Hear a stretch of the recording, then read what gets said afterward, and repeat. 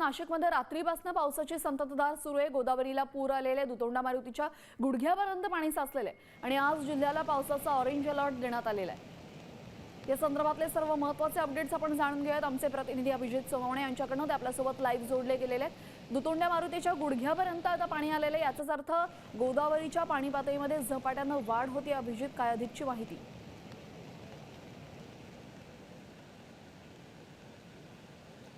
यंदाच्या मोसमातील पहिला पूर गोदावरीला आलेला आहे। सकाळी 7 वाजल्यापासून नाशिकला ऑरेंज अलर्ट जारी करण्यात आलेला आहे। पुढच्या 3 तासामध्ये वादळी वाऱ्यासह मुसळधार पाऊस कोसळण्याची शक्यता व्यक्त करण्यात आलेली आहे।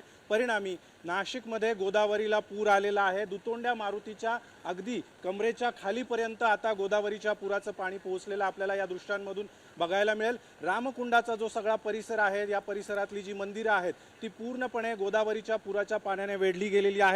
जी लहान मंदिरं आहेत ती पूर्णपणे पाण्याखाली गेलेली बघायला मिळतात। रात्रीपासून नाशिकमध्ये मुसळधार पाऊस कोसळतोय आणि परिणामी गोदावरी नदीच्या पाणी पातळीमध्ये मोठ्या प्रमाणात वाढ झालेली आहे।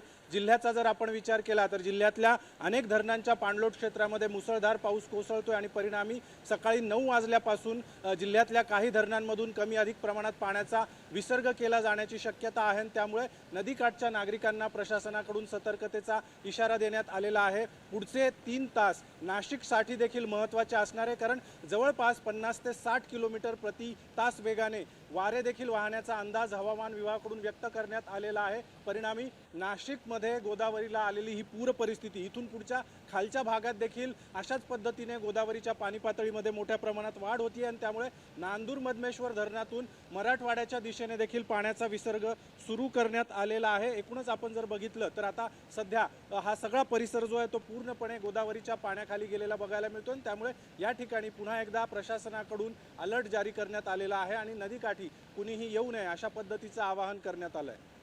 जी, धन्यवाद अभिजित, आपण दिलेल्या सविस्तर माहितीसाठी।